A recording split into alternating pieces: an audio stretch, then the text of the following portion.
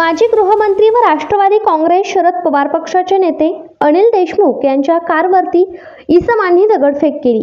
त्यात अनिल देशमुख गंभीररीत्या जखमी झाले असून त्यांना काटोल ग्रामीण रुग्णालयात दाखल करण्यात आले आहे। नरखेड येथून प्रचार सभा आटोपून काटोलकडे परत जात असताना बेलफाट्याजवळ ही धक्कादायक घटना घडली। काटोल मतदारसंघात अनिल देशमुख यांचा मुलगा सलील देशमुख हे राष्ट्रवादीचे उमेदवार आहेत।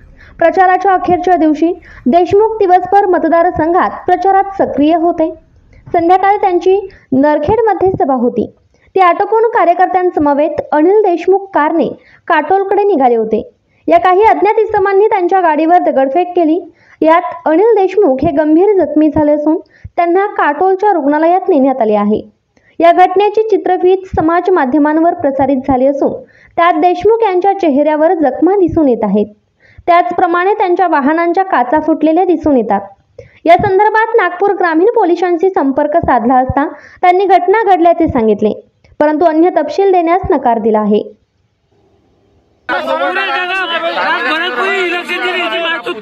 पूरा रोड बंद करतो नाही तर बहीण आता 10 मिनिटांमध्ये आले हे पोत पुऱ्या झाल्याचे ग्रुपवर टाका।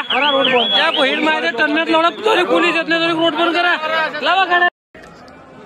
नमस्ते, मेरा नाम हर्ष पोदार है। मैं पुलिस अधीक्षक नागपुर ग्रामीण हूँ। आज शाम में तकरीबन 8 बजे के आसपास एक घटना घटी। पारट शिंगा बोलकर के गांव है जो कि काटोल विधानसभा क्षेत्र में है।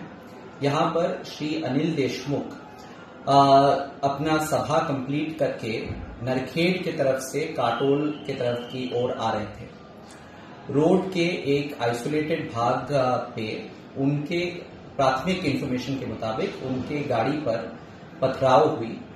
इस इंसिडेंट में उन्हें इंजरी भी हुई है।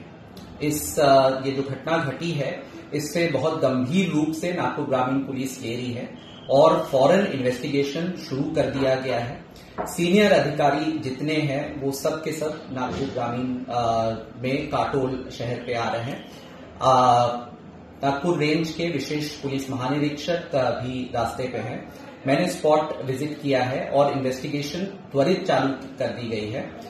इस वक्त किसी भी प्रकार का निष्कर्ष पे नहीं पहुंचा गया है। इन्वेस्टिगेशन जारी है और इस घटना का की संपूर्ण तथ्य जो है वो बहुत जल्द नागपुर ग्रामीण पुलिस सामने लाने के लिए कटिबद्ध है। जय हिंद।